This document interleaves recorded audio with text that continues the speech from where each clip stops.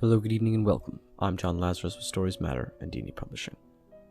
Whenever I start my writing workshops at the Learning Annex, one of the first questions students always ask me, after, is this class fee refundable, is it okay to write about characters of a different race or sexual orientation? It's a tough world out there right now.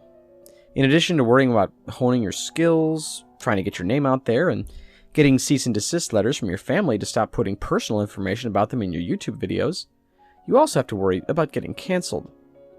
You might feel like you wrote the perfect first page, one that was poetic and enticing and instantly draws the reader into your unique world. But after you think about it more, you get anxious that the woke mob will go after you for using the N-word 6 times.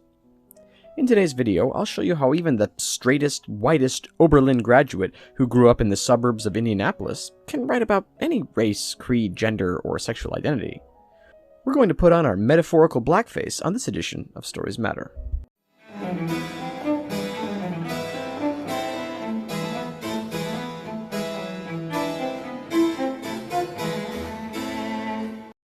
Today's video is brought to you by Raytheon Technologies. For all you Department of Defense officials and military contractors watching this video in need of smarter 360 LTAM MDS radar and high-energy laser weapon systems, look no further than Raytheon Technologies. For decades, Raytheon has offered its clients state-of-the-art transformative weapon systems to remove the need for IQ testing of military recruits. And they provided backdoor subsidiaries to help you profit from deals with nations unburdened by NATO oversight. Visit your local military-industrial complex for more information. Race, religion, LGBT issues.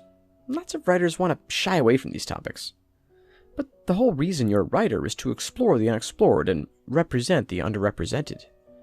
We need more books about unique people and unique perspectives. Plus, it's unfair to ask writers to limit their writing to their own personal experience. If that were the case, nobody from Omaha could ever succeed, because who the hell wants to read a book set in modern-day Nebraska?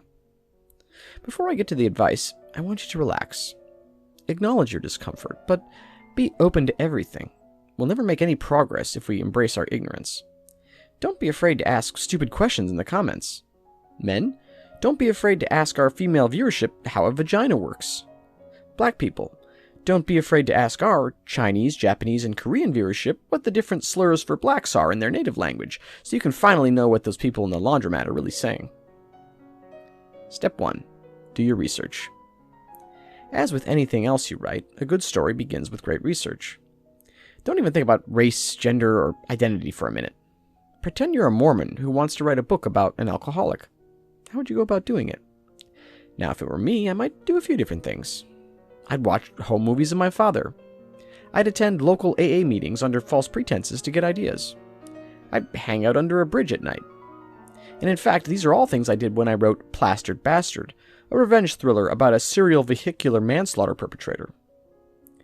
So when you are writing about another race, you need to come to know that race very well. Do things you think a person of that race might do.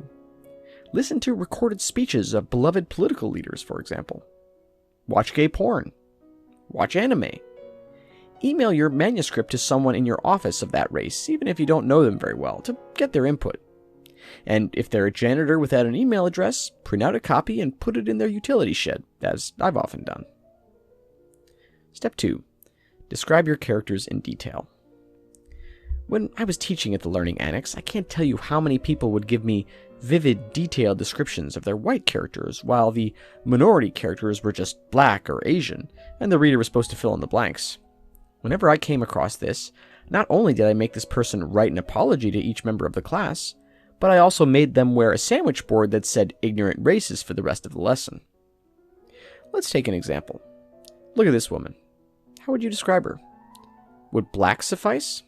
I don't think so. I would describe her body as voluptuous and her lips as pouty and full.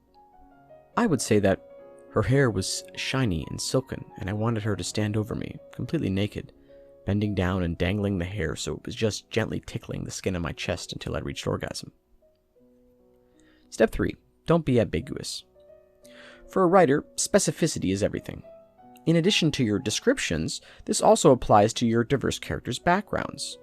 Your characters should never just be Native American or Mexican.